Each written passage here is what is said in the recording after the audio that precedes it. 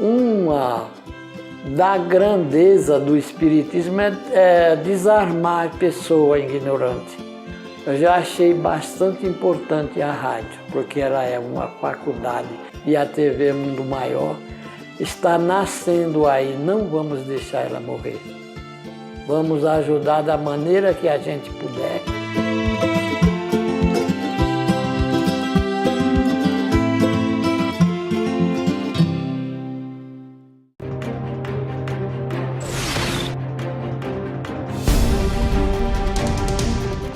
Com o exercício da medicina e da própria ciência, observamos alguns métodos que trazem novas descobertas para a medicina. Esses estudos trazem muitos benefícios para a humanidade.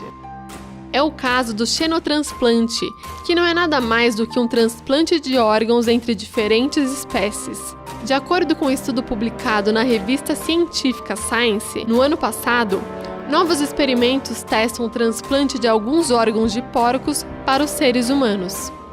Se esses experimentos funcionarem, poderemos diminuir as longas filas de espera por um transplante.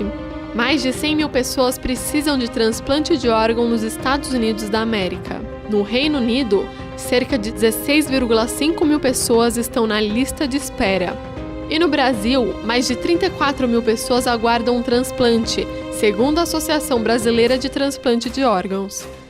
Na verdade, o espiritismo, assim, vindo da doutrina de Kardec, ele não é muito claro referente a muitas questões dos animais, porque era uma outra época, diferente da nossa época, que tem tecnologias e tem coisas que não havia na época de Kardec. Eu acho que não há radicalidade, não podemos usar os animais de jeito nenhum, o processo evolutivo não vai precisar mais usar, no momento que nós estamos na Terra ainda precisamos. Está chegando o momento em que nós teremos órgãos criados em laboratório a partir de células-tronco. O processo evolutivo serão órgãos artificiais ou criados pelo próprio ser humano. Já existem hoje uma impressora 3D nos Estados Unidos, que estão fazendo como pesquisas. Você tira o sangue da pessoa que precisa receber e esse sangue faz um tecido, faz um papel, um tecido, entra na impressora 3D e constrói um órgão completamente igual ao seu.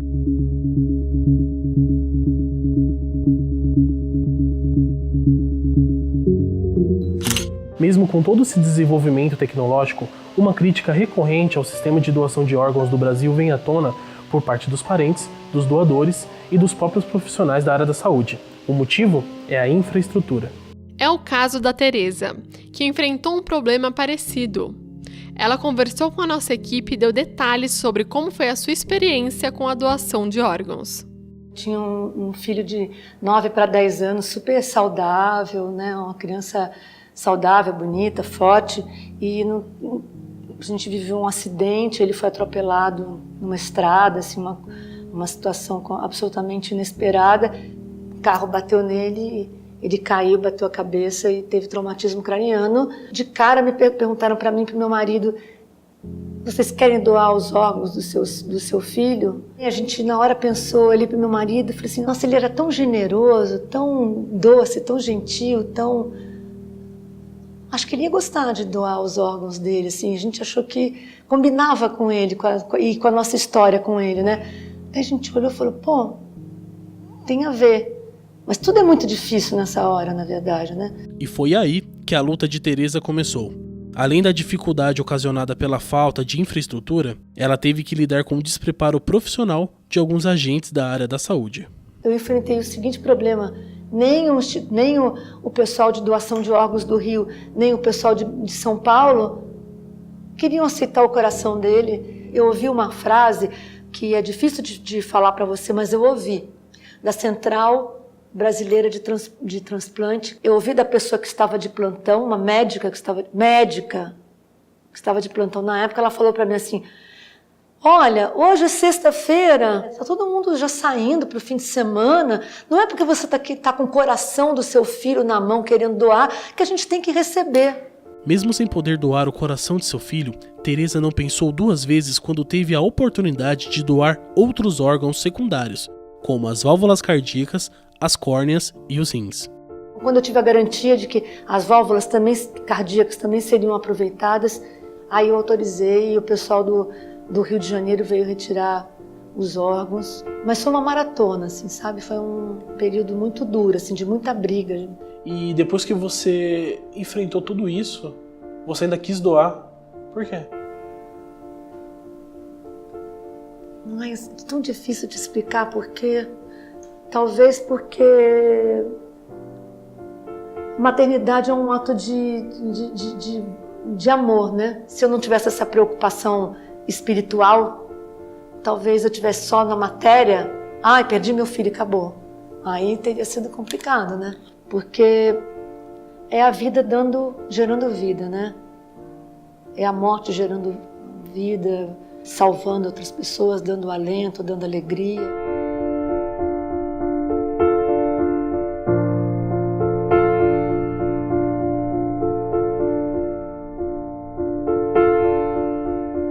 O tempo só existe para os seres vivos, né? Porque a força da gravidade é igual às 3 da tarde ou às 3 da manhã.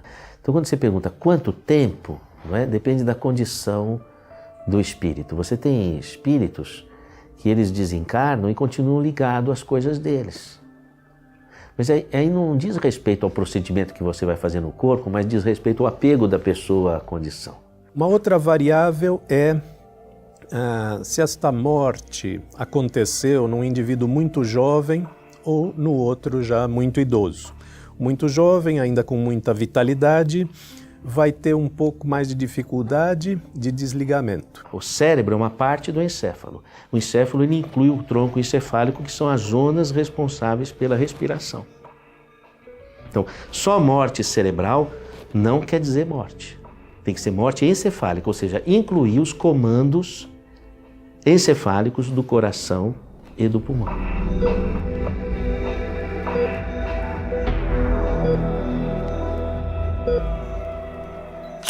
Nesses casos em que não é possível doar algum órgão vital, como o coração, por exemplo, os familiares podem optar por doar outros órgãos que não requerem um procedimento tão complexo, mas nem sempre é o bastante.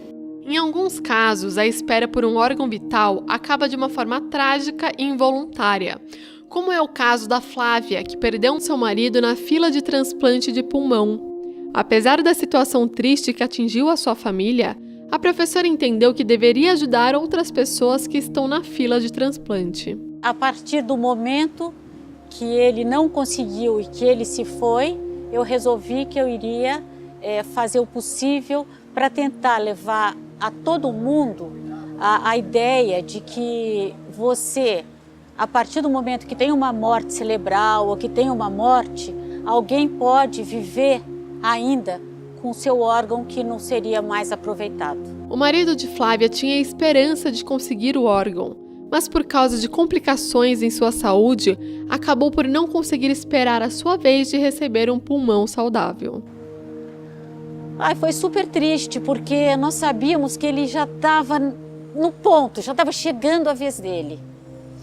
E, infelizmente, ele teve uma pneumonia, precisou ser internado e demorou para ceder a pneumonia. E aí ele perdeu peso, aí a equipe do transplante veio dizer para a gente, para mim e para as minhas filhas, que já não seria possível, mesmo se o pulmão chegasse, ele ser transplantado.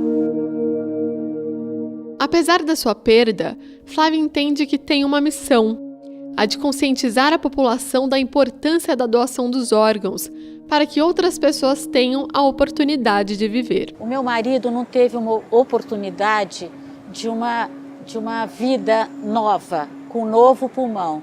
Então, se você puder ser um doador, avisar sua família, você vai conseguir que outras pessoas tenham uma segunda chance, uma segunda vida. E isso é muito importante. Ela começou a falar, eu comecei a chorar. Se o espírito que desencarnou, ele entende que foi retirado um órgão contra a sua vontade, é possível que ele tenha realmente uma situação de, digamos assim, de uma certa uma mágoa ou alguma coisa nesse sentido. Isso poderá eventualmente atingir o receptor. Por isso que o receptor, como todos nós, precisamos sempre estar mantendo o nosso padrão vibratório o mais elevado possível. Se este receptor do órgão está até agradecido ao espírito emanando sentimentos positivos. Ele não faz conexão de sintonia com os sentimentos negativos do espírito que está tentando fazer uma obsessão. O que influencia o nosso perispírito é se a gente ama ou odeia. São os amores e os desamores. É a sintonia da alma, não é? Está ligada ao quê? Não é? Você vai puxar das energias perispirituais o melhor ou o pior, conforme você ama ou você odeia. Levando em consideração o tempo em que o espírito leva para deixar um corpo e o tempo necessário para realizar uma doação de órgão, será que um processo não atrapalha no outro? Vejamos o que diz o livro Plantão de Respostas, uma coletânea de perguntas e respostas feitas no programa Pinga Fogo para o médium Chico Xavier. Sabendo-se que o desligamento total do espírito pode às vezes ocorrer em até 24 horas e que para a medicina o tempo é muito importante para a eficácia dos transplantes, o espiritismo é contra ou a favor dos transplantes? O benefício daqueles que necessitam consiste numa das maiores recompensas para o espírito. Desse modo, a doutrina espírita vê com bons olhos a doação de órgãos. Mesmo que a separação entre o espírito e o corpo não se tenha completado, a espiritualidade dispõe de recursos para impedir impressões penosas e sofrimentos aos doadores.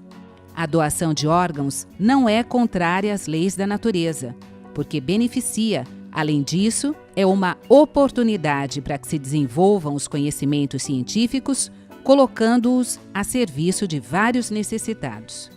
Ainda hoje, confira a história de Marília Câmara, que realizou 3 transplantes que não deram certo. Não saia daí, a gente já volta.